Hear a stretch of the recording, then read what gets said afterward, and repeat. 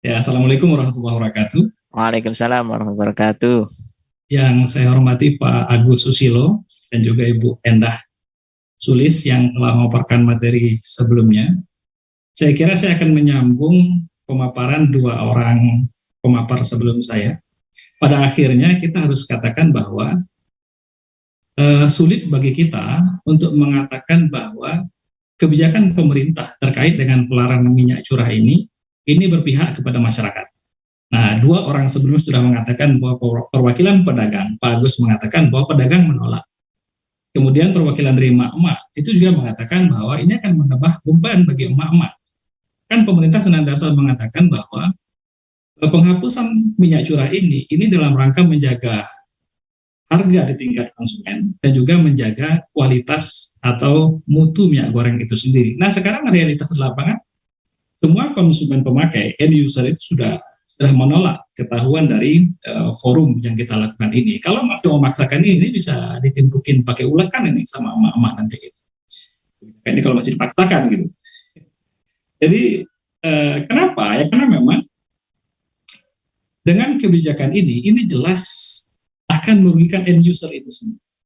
Ya, yang paling nyata tentunya adalah para pelaku usaha kecil yang jumlahnya itu sangat banyak di Indonesia ini. Jumlah UMKM di Indonesia itu mencapai 65 juta pelaku usaha. Dengan kemampuan menyerap lapangan pekerjaan itu mencapai 96%. Ya. Nah, pelaku usaha kecil ini merupakan pelaku usaha yang sangat sensitif dengan kenaikan harga. Naik harga 500.000 perak saja, ini sangat berdampak pada mereka gitu. Ya, kalau misalnya kita ke pasar, ketemu dengan dua pedagang, satu pedagang menjual harga 2.000, yang satunya lagi menjual 1.500, pasti ya rakyat kecil tuh mencari yang 1.500 walaupun selisihnya hanya 500 perak saja gitu. Jadi mereka sangat sensitif dengan perubahan input faktor produksi. Input faktor produksi saja tidak berubah, mereka hanya sebatas untuk bertahan hidup saja, usaha kecil itu sudah sangat sulit gitu. Jadi dipastikan bahwa ketika terjadi penghapusan minyak curah ini, maka akan terjadi kenaikan harga-harga minyak dan tentu itu akan menjadi beban tambahan bagi UMKM atau pelaku usaha kecil. Nah, karena jumlah UMKM itu jumlahnya begitu besar, maka bisa dipastikan bahwa ini juga akan berdampak kepada inflasi secara makroekonomi. Gitu. Jadi ketika misalnya input faktor produksi itu meningkat, ya tentu pada akhirnya mau tidak mau yang dilakukan oleh pedagang itu adalah walaupun mereka sulit menaikkan harga, pada akhirnya mereka juga akan menaikkan harga. Dan tentu ini akan berkontribusi terhadap inflasi. Nah, terus kemudian kalau kita mencoba untuk menelisik lebih jauh terkait dengan alasan pemerintah, ya kan setidaknya ada dua tadi saya katakan di awal, pemerintah ada dua alasan penting yang disampaikan kepada masyarakat sehingga kemudian minyak curah ini perlu dihapuskan. Pertama adalah berkaitan dengan harga. Minyak curah itu dikatakan senantiasa terganggu harganya akibat harga CPO dunia yang senantiasa berfluktuatif. Ya, itu alasan yang pertama. Yang kedua adalah minyak curah itu dari sisi kesehatan itu nggak sehat. Ya, kita coba untuk membedah dua alasan penting ini. Alasan yang pertama itu menurut saya absurd, nggak masuk di akal. Kenapa? Karena Indonesia itu merupakan negara penghasil CPO terbesar dunia. Jadi total kebutuhan CPO dunia itu penyumbang terbesarnya adalah Indonesia. Ya bahkan tahun lalu Erlangga Hartarto itu juga mengatakan bahwa 40% total kebutuhan CPO dunia itu dihasilkan di Indonesia. Artinya dengan proporsi sebesar itu, Indonesia layak menjadi penentu harga CPO dunia, bukan kemudian kita dikendalikan. Ya, nah kalau kita memperhatikan memang kebutuhan dalam negeri Indonesia itu memang besar per tahun. Ya memang mencapai 17,35 juta ton itu setiap tahun. Tahun lalu angkanya 17,5 juta ton. Memang Indonesia itu merupakan negara dengan pengkonsumsi minyak goreng terbesar di dunia. Kita di atas Malaysia, di atas Bangladesh. Pokoknya negara nomor satu yang hobi menggoreng itu adalah Indonesia. Hanya saja dari total kebutuhan yang besar itu, kita juga besar kemampuannya menghasilkan. Tahun lalu saja kita menghasilkan 51 juta ton kok.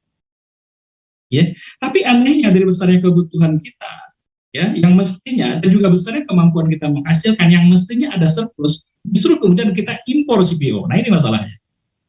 Ya, impor kita itu mencapai lebih dari 20%. Ya, artinya produksi CPO kita yang besar itu sebagian besarnya justru diekspor. Ini permainan, gitu. Nah, jika pemerintah memang serius mengatasi persoalan harga minyak, mestinya pemerintah itu mengeluarkan regulasi yang mewajibkan kepada semua korporasi untuk memenuhi kebutuhan pasar CPO dalam negeri, pasar minyak dalam negeri ini dulu. Gitu. Karena memang kita sanggup kok untuk memenuhi 100% kebutuhan dalam negeri sehingga kita tidak terganggu oleh CPO dunia. Nah, saya kira dengan kebijakan seperti itu lebih mengena untuk menjaga stabilitas harga CPO dalam negeri. Terus kemudian berikutnya terkait dengan kualitas minyak goreng. Ini sudah dikatakan oleh Pak Agus bahwa minyak goreng kita ini sudah terjadi sekian tahun semenjak zaman nenek moyang kita, di zaman kapan sehat-sehat saja kok secara faktanya. Kalaupun memang ada kasus misalnya pengolahan minyak jelantah menjadi minyak curah, memang ada beberapa kasus yang diekspos kasus itu. Mestinya yang dilakukan itu adalah meningkatkan semacam pengawasan proses produksi minyak, gitu, bukan dengan mengemas minyak. Ya, jadi cukup kemudian pemerintah mengawas proses produksi dari hulu sampai minyak itu kemudian jadi, sehingga kemudian kualitas yang dihasilkan itu dipastikan kualitas yang terbaik gitu. Nah, apakah kemudian ketika misal pemerintah mengemas akan dijamin bahwa semua produk itu otomatis akan meningkat kualitasnya? Kan enggak juga gitu. Kalau kita memperhatikan selama ini ada kok produk-produk yang dikemas tapi isinya abal-abal. Ya, aqua dikemas tapi isinya ya air abal-abal, kan banyak kita temukan kasus-kasus seperti itu. Jadi ini saya kira tidak substantif, kebijakan ini tidak tepat sasaran, justru akan menimbulkan persoalan baru. Kalau yang disasar itu adalah ingin meningkatkan kesejahteraan, ini jauh panggang dari api, saya kira gitu, Bang. Ya, baik Pak Erwin. Kalau dari Pak Erwin sendiri, ada nggak solusi jalan keluar dari ini semua gitu loh? Biar kita juga nggak ribut-ribut, ya itu satu. Yang kedua juga biar semua ada kesejahteraan gitu loh ya. Jadi, ya, seperti apa Pak Erwin? Seperti yang saya sampaikan tadi, yang pertama yang dilakukan adalah mewajibkan kepada pelaku usaha untuk memenuhi kebutuhan dalam negeri. Jangan sampai kemudian kita butuh dalam negeri, tapi justru kemudian diekspor. Ini yang keran ini harus ditutup dulu. Jadi keran ekspor itu dipastikan itu merupakan sisa-sisa dari kebutuhan dalam negeri. Gitu. Sekarang kita ekspor, tapi pada saat yang sama kita juga impor. Mas Hanif, itu yang terjadi. Gitu. Ya ini yang harus ditutup dulu. Gitu. Sehingga kemudian kebutuhan dalam negeri itu terpenuhi. Kalau kebutuhan dalam negeri terpenuhi, maka dipastikan harganya tentunya akan bisa dikendalikan. Sebab bagaimanapun yang menaikkan harga itu adalah karena adanya kelangkaan produk. Kelangkaan produk itu bisa diatasi dengan meningkatkan suplai. Gitu. Sekarang bagaimana suplai akan meningkat kalau keran distribusinya itu sudah dipermainkan, semuanya sudah diekspor, akhirnya kemudian kita untuk kebutuhan dalam negeri sendiri kita juga impor, kan aneh. Gitu. Nah itu yang pertama. Yang kedua tadi, ya kalau berkaitan dengan kualitas yang senantiasa dikompanyekan, diekspos kemana-mana gitu ya, maka yang perlu diperbaiki itu adalah pengawasan proses produksinya. Ya bukan kemudian dengan mengemas produk gitu, karena kemasan itu bisa aja orang melakukan tipuan dengan kemasan, isinya abal-abal tapi kemasannya bagus. Gitu Bang Hanif. Iya, baik. Saya sambung juga Pak Erwin dengan pertanyaan dari peserta ya. Ini luar biasa respon dari peserta ini sejak awal tadi kayak bahasa Jawa itu apa, muntup-muntup ya. Jadi kegeramannya itu nampak. Nah ini dari ruang Zoom ya Pak Erwin, dari Pak Khairan. Nah ini ya. Jadi kenapa minyak curah ini diberhentikan ya? Padahal, nah ini menurut beliau lebih hemat plastik yang mencemari lingkungan gitu ya. Nah ini kan, karena apa? Minyak curah itu belinya kan kita cukup bawa botol refill ya.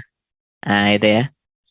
Jadi bawa botol refill. Nah sedangkan minyak kemasan itu akan menghasilkan sampah plastik yang besar dan tidak ramah lingkungan. Nah ini Pak Erwin pertanyaannya.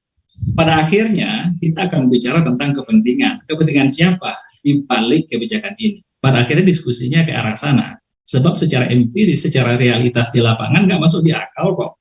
bagaimana mungkin minyak curah yang harganya terjangkau, terus kemudian pemerintah juga kampanye supaya kita meminimalisir pemakaian plastik itu sih agar sampahnya tidak semakin menggila, justru kemudian kebijakan itu diambil. Artinya ada kepentingan yang lebih besar di belakang ini. Untuk kepentingan siapa kebijakan ini? Untuk kepentingan masyarakat jelas terurai sudah bahwa ini bukan untuk kepentingan masyarakat lah. Kalau bukan untuk kepentingan masyarakat, ini untuk kepentingan siapa? Ya kan, pihak di seberang sana tentunya adalah kepentingan oligarki. Jadi kita harus katakan bahwa kepentingan kebijakan penghapusan minyak goreng ini adalah kepentingan para korporat, kepentingan para pengusaha. Kebijakan ini disetir oleh para pengusaha, harus begitu kita katakan. Karena nggak ada celah bagi kita untuk mengatakan ini kepentingan siapa, kepentingan mama, bukan kepentingan mama, tidak dikatakan oleh Ibu Enda. Kepentingan pedagang, bukan kepentingan pedagang. Itu kepentingan usaha kecil, jelas juga bukan kepentingan usaha kecil. Kepentingan yang mana kalau begitu? Kepentingan para pengusaha besar. Itu logika rasional yang bisa kita ucapkan. Jadi ada kepentingan besar di balik ini, sehingga kemudian akal sehat kita itu kemudian seringkali terganggu gitu ya. Berbagai macam kebijakan termasuk kebijakan ini. Itu Bung Hanif. Ya, ini ada juga Pak dari YouTube, ini dari Pak Najib Abdul Qawi ya. Tadi juga sempat disinggung oleh Pak Erwin. Nah, ini saya sama ini karena bertanya juga beliau, kita sampaikan lagi. Jadi apa pengaruh utama kenaikan minyak? Apakah faktor impor atau faktor tengkulak? Ini Pak Erwin. Ya, kenaikan harga minyak. Ya, kenaikan harga itu terjadi tadi saya katakan secara konseptual itu adalah karena kelangkaan. Jadi karena kurangnya stok barang di pasar, maka harga akan naik. Ya, jika stok barang itu banyak, maka harganya nggak naik. Ya, sederhananya kita lihat ketika misalnya musim mangga, harga mangga itu murah. Kenapa? Karena mangganya banyak. Ketika lagi tidak musim mangga, maka harga mangga akan menjadi naik. Kenapa? Karena jumlah mangganya sedikit, gitu. Jadi ketika misalnya keran distribusi minyak itu kemudian berkurang di pasaran, maka pasti akan terjadi kenaikan. Faktornya bisa karena tengkulak, faktornya bisa para perilaku pembisnis gelap, ya, yang kemudian melakukan penimbunan terhadap minyak untuk jangka waktu tertentu, dan ketika terjadi kelangkaan dibuka keran itu sebesar-besarnya, sehingga kemudian dengan itu dia bisa memperoleh keuntungan, gitu. Nah, itu faktor diantaranya juga adalah karena kita terintegrasi dengan CPO dunia, gitu, sehingga kemudian kita dianggap dipengaruhi oleh harga CPO dunia. Walaupun alasan kedua ini saya katakan tadi alasan yang absurd sebetulnya. Sebab bagaimana mungkin kita bisa dikendalikan oleh harga CPO dunia ketika kita sendiri merupakan pihak yang paling berkontribusi besar pada jumlah produksi CPO dunia. Jadi ini sebetulnya lebih kepada akal-akalan para korporasi untuk meraih keuntungan yang lebih besar. Saya kira gitu, Bung Ani.